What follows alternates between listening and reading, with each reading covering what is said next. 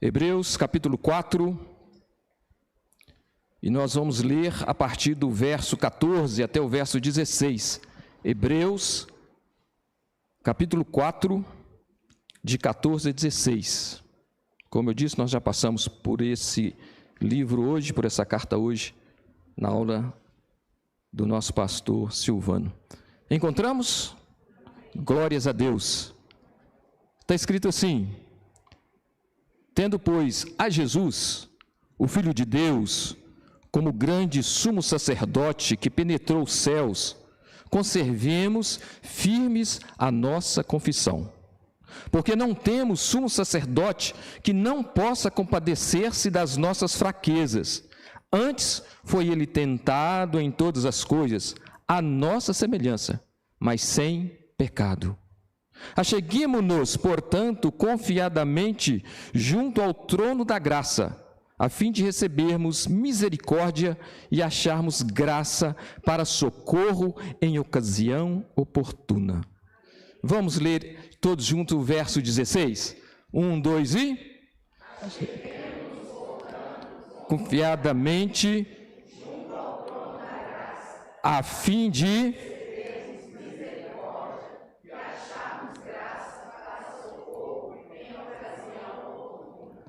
Socorro quando? Socorro quando? Glórias a Deus. Vamos assentar?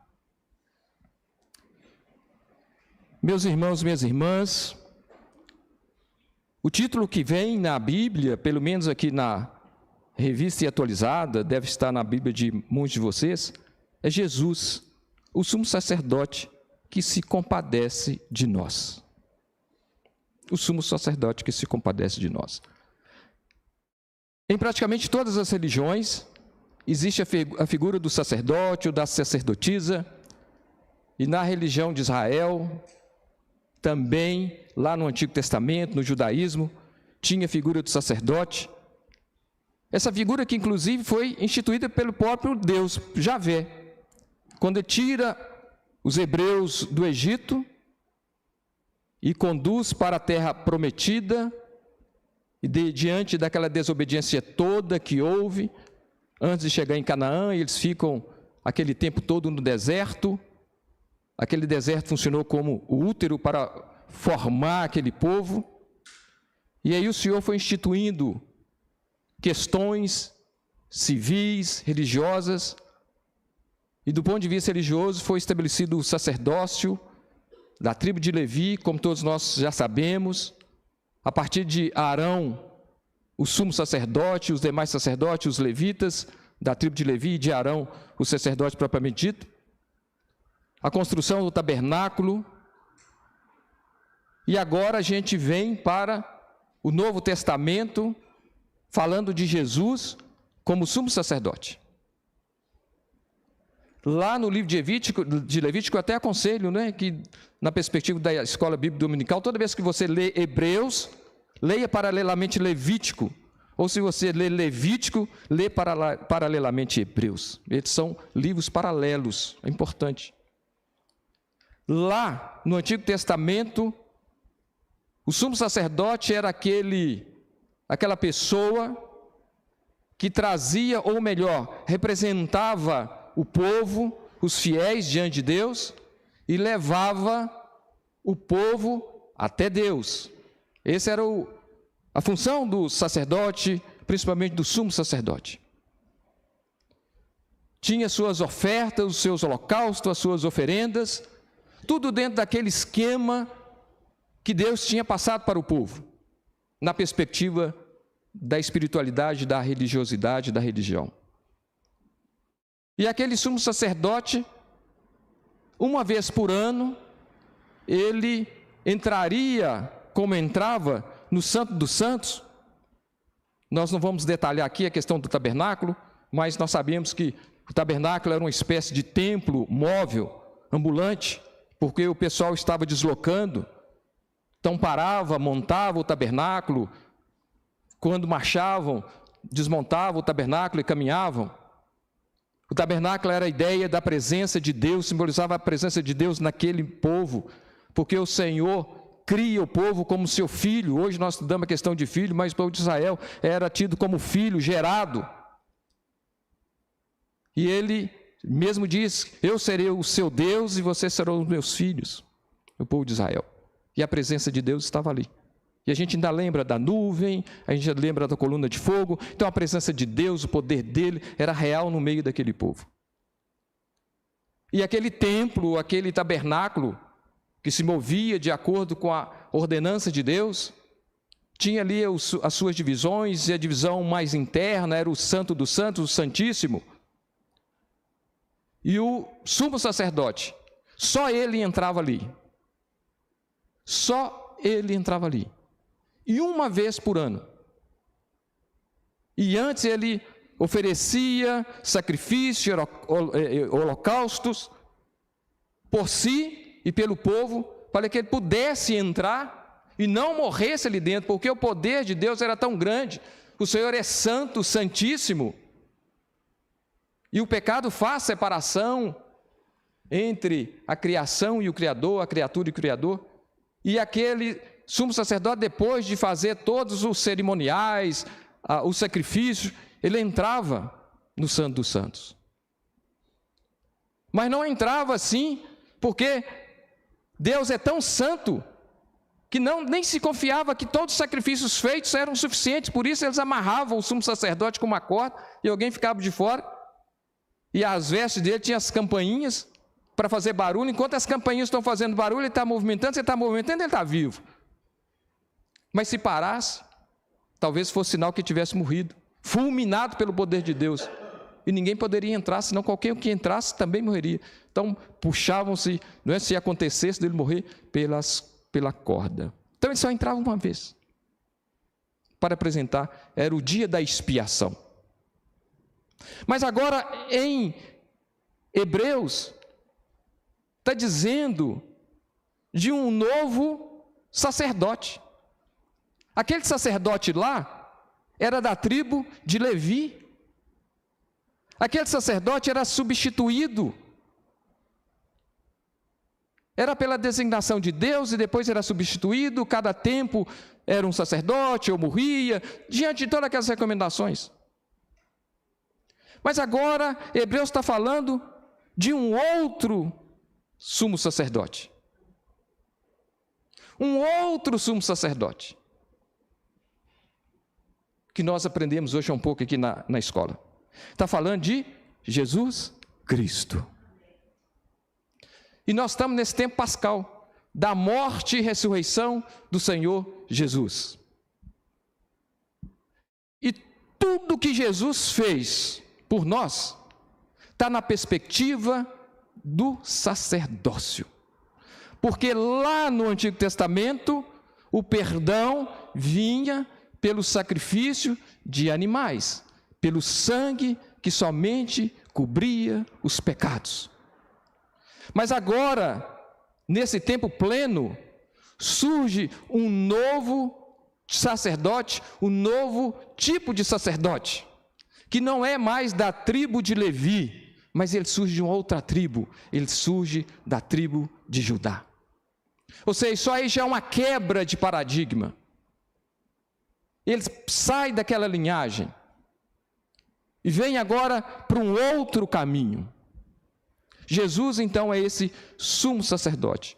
E olha que o escritor aos Hebreus traz uma perspectiva assim tão diferenciada, tão superlativa, quando ele diz lá no verso 14, tendo, pois, a Jesus, o Filho de Deus, como grande sumo sacerdote. Sumo já é grande, então é grande, grandíssimo, maiorzão, maioral, que está acima, muito acima daquele sumo sacerdote lá do Antigo Testamento. E digamos de passagem, que o livro de Hebreus, ele vai falar da supremacia de Jesus Cristo sobre tudo e sobre todos. Ele é maior do que Moisés, ele é maior que os anjos, ele é maior que as criaturas, ele é maior do que tudo. Ele é esse comandante, esse grande controlador e sustentador de todo o cosmos, essa criação do Deus Todo-Poderoso. E aí, diz a palavra aqui em Hebreus, que esse sumo sacerdote que penetrou aos céus. Nós não imaginamos, como o pastor Silvano disse, da profundidade de cada palavra, de cada expressão na Bíblia. Muito bom, pastor Silvano, o senhor nos alertar sobre isso. Quando nós falamos que esse sacerdote penetrou os céus, está havendo uma comparação com aquele sacerdote lá do Antigo Testamento que uma vez por ano penetrava no Santíssimo Lugar, que era uma espécie de representação onde Deus estava, porque Deus depois ele vai dizer que não habita em templos construídos por mãos humanas, mas ali onde tinha-se a ideia da presença de Deus, e deveria ser respeitado, tanto é que se tivesse pecado no sumo sacerdote ele morria, mas aquele tabernáculo era apenas sombra do que tinha no céu. Olha só o que Êxodo 25, 8, 9 traz para nós. Se você puder ir na sua Bíblia, se você está com sua Bíblia, Êxodo 25, 8, 9 também vai ser projetado. É o Senhor falando, dando as diretrizes para Moisés a respeito do tabernáculo. E ele diz: me farão um santuário para que eu possa habitar no meio deles. Lembrando que depois ele vai dizer que ele não habita em templo de mãos humanas. Isso está dentro da revelação progressiva.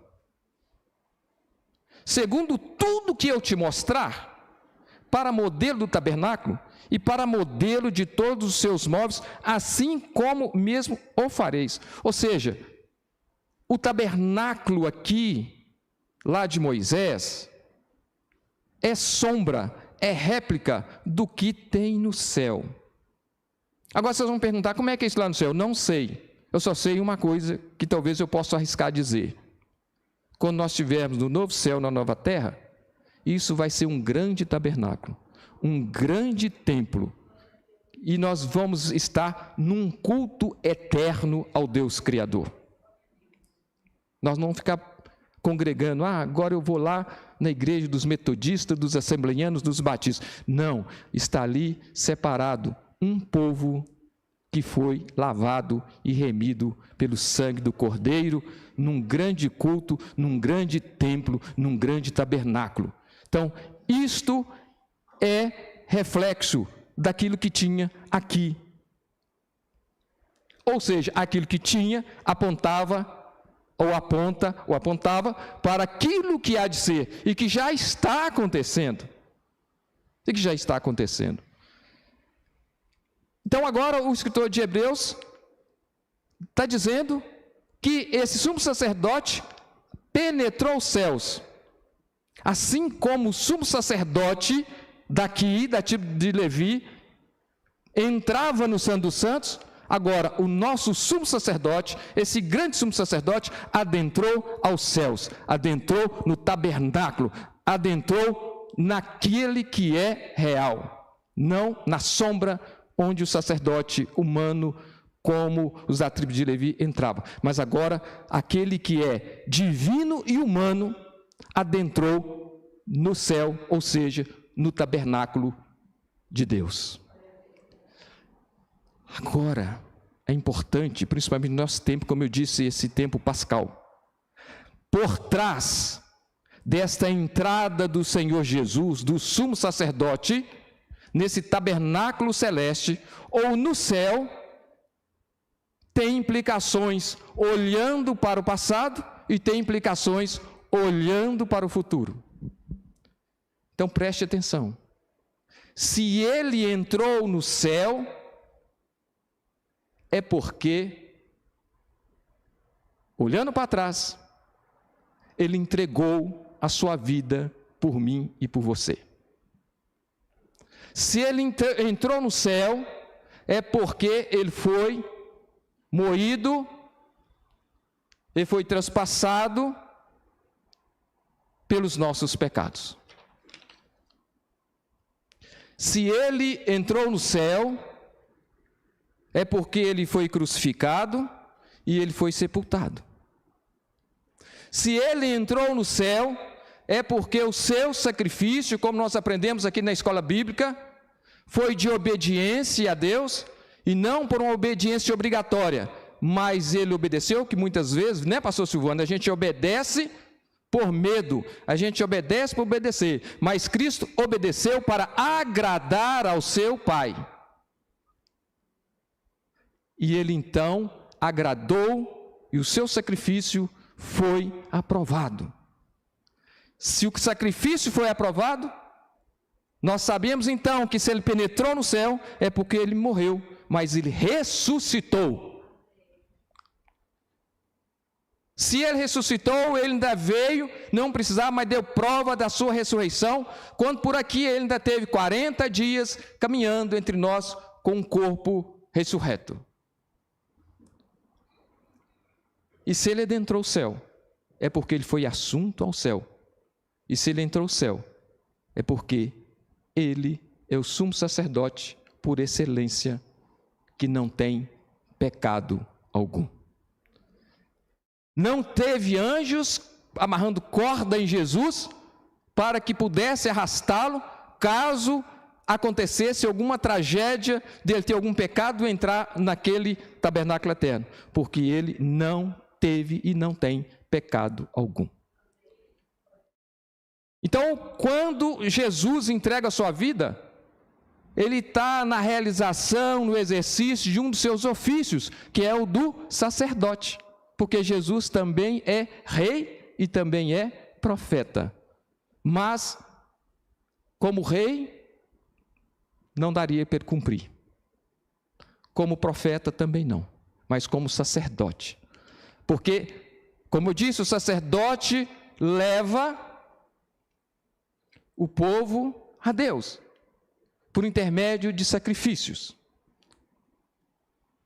Agora, para expiação dos pecados que voltavam e que só eram cobertos, mas agora esse sacerdote, sumo sacerdote, ele faz algo que encerra tudo. Ele entra no Santo dos Santos, porque antes ele ofereceu um sacrifício, mas só que não haveria nenhum animal que pudesse ser imolado e que pudesse trazer perdão de pecados e vida eterna, a não ser o sacrifício do próprio sacerdote. E o sumo sacerdote, ele se entrega por amor a mim e amor a ti. É o sacerdote em holocausto, por isso ele adentrou o Santo dos Santos. Então o passado, atrás desse penetrar no templo, no santuário eterno, celeste, é porque ele veio, ele foi obediente, ele se entregou, ele morreu, ressuscitou, subiu aos céus. Por isso que Hebreus vai falar lá no iniciozinho, não é? Capítulo 1, verso 3, que ele que é o resplendor da glória e expressão exata do seu ser, sustentando todas as coisas pela palavra do seu poder, depois de ter feito a purificação dos pecados, assentou-se à direita da majestade, majestade escrito com M maiúsculo, nas alturas. É de entrar ao céu, é de entrar no tabernáculo eterno. E olhar para frente, qual que é a implicação de se entrar? Porque ele entrou, nós também podemos entrar. Não por nossos méritos, mas pelos méritos dele. Então, porque ele penetrou, tem todo esse passado dele e abre uma perspectiva de bênção para o meu futuro, para o seu futuro. Por isso que, em seguida, o escritor vai dizer: conservemos firmes a nossa confissão. Aí no capítulo 3, no capítulo 4, versículo 14, por conta desse sumo sacerdote, por tudo que ele fez, que ele penetrou, então por isso nós devemos conservar firmes a nossa confissão. A NVI vai dizer: conservemos a nossa fé.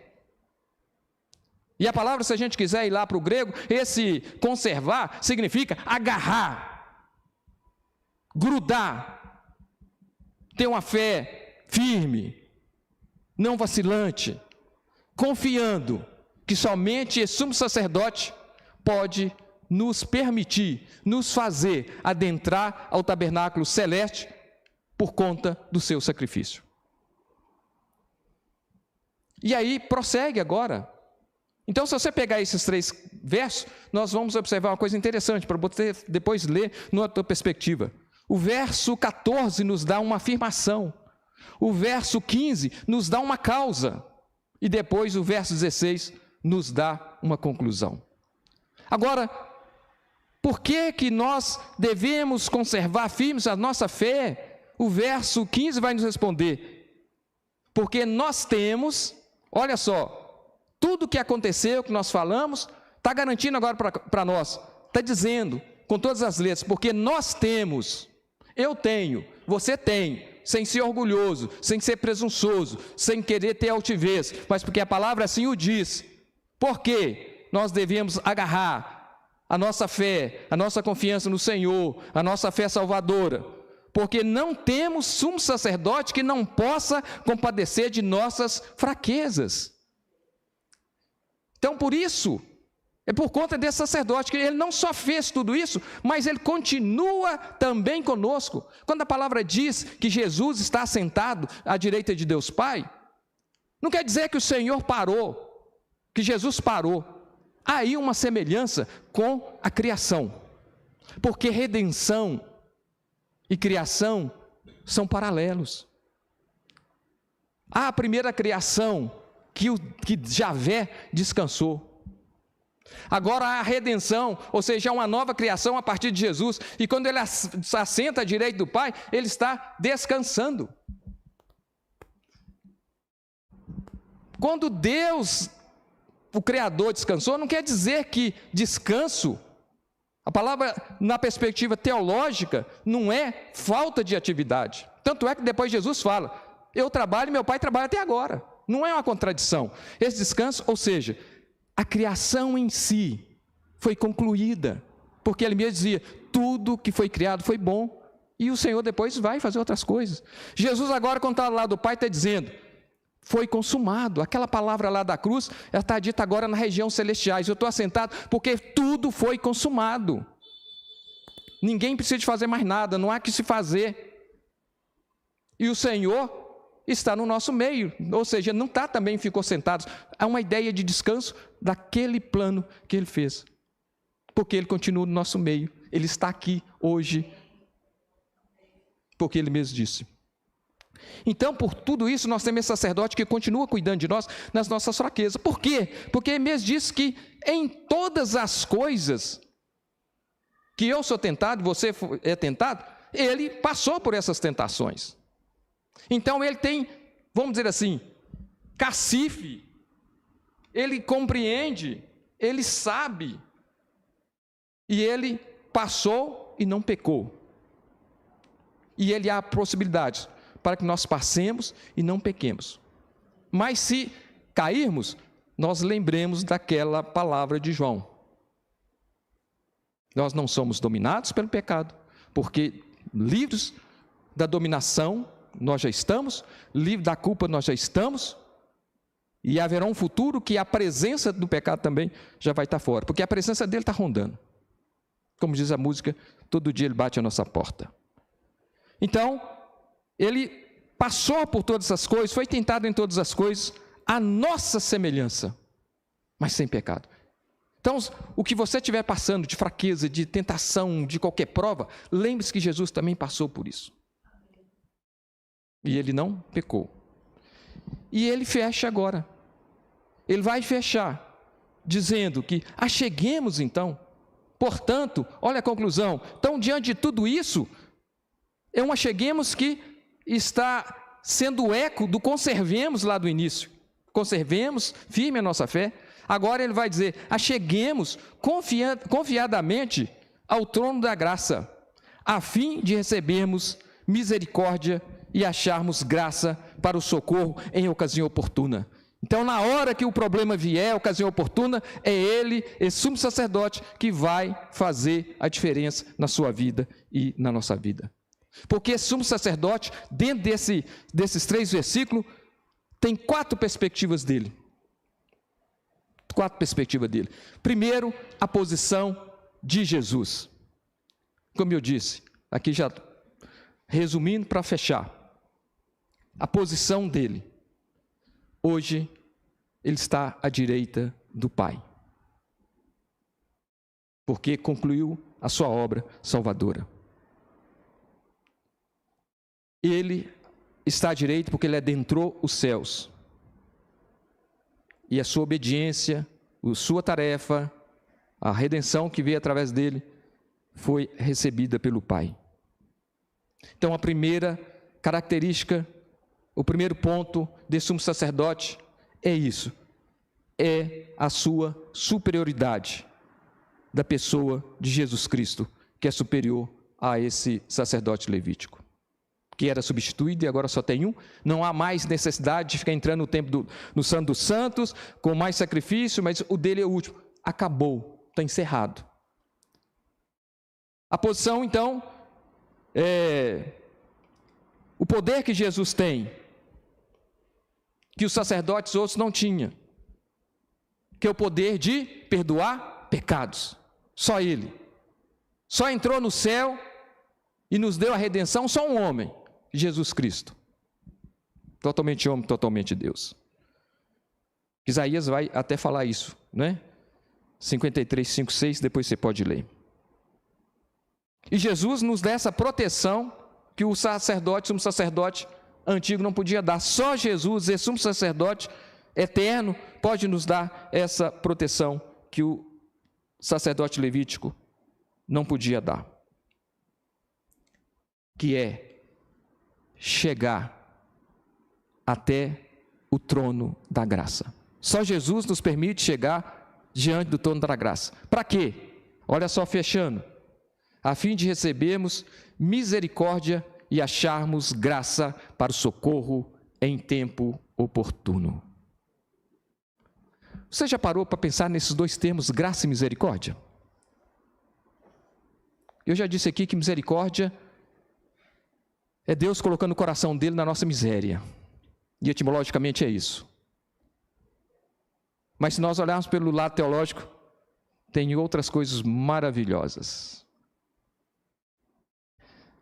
Graça, que você já sabe, você sabe muito bem, só para lembrar, graça é nós recebermos, é o lado positivo, é recebermos aquilo que nós merecemos, que nós não merecemos. Graça é recebermos aquilo que não merecemos.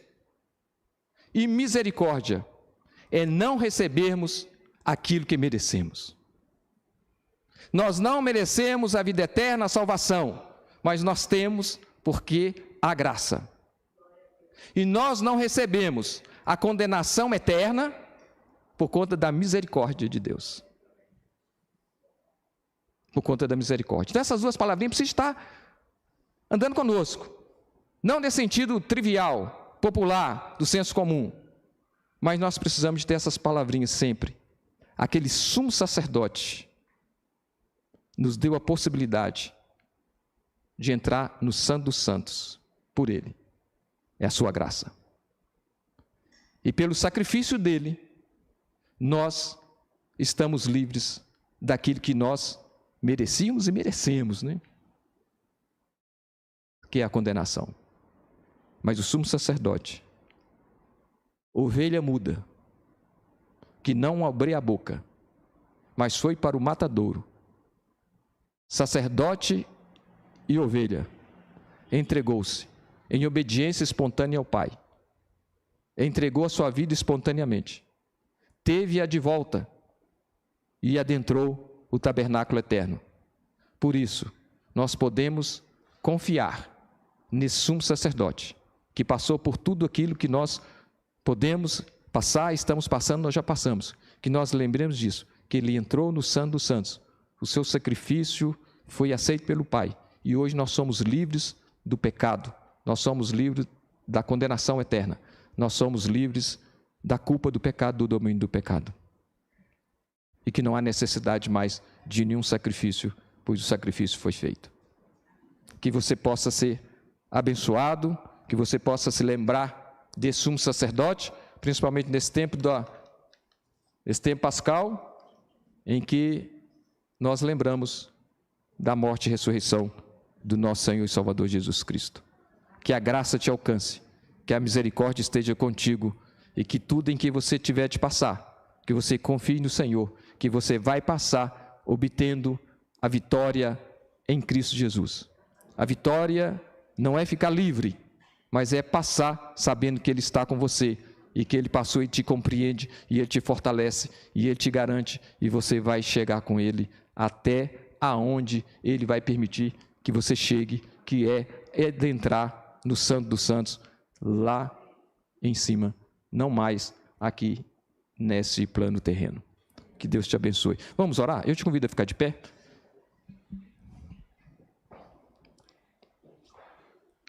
Senhor Deus e Pai, louvado seja o Teu nome. Obrigado a Deus por esta palavra. Obrigado a Deus pela presença do Senhor Jesus no nosso meio, a superintendência do Espírito Santo. Obrigado pelo sacrifício de Jesus em favor de nós. E hoje nós sabemos que Ele está exercendo esse sacerdócio. Pois lá em Apocalipse, quando João tem a visão do Senhor, ele o vê com vestes talares, ou seja, vestes, túnica até os pés, que significa as vestes do sacerdote. Então essa palavra nos garante que o Senhor continua sendo nosso sacerdote, que o Senhor continua nos ajudando, o Senhor continua intercedendo em nosso favor junto ao Pai. E que por tudo que o Senhor fez, por tudo que o Senhor passou, o Senhor nos ajuda a também passar. E que nós possamos ter essa certeza, essa fé, chegando cada vez mais junto a Ti, confiantemente, porque em ocasiões oportunas o Senhor nos ajude a passar por tentações e provações. E que nós possamos ser obedientes de forma a agradar ao Senhor, Pai, conforme Jesus foi obediente para agradar ao Senhor. Assim nós oramos, ó Pai, agradecidos por Jesus Cristo, nosso Senhor e Salvador. Amém. Glória a Deus.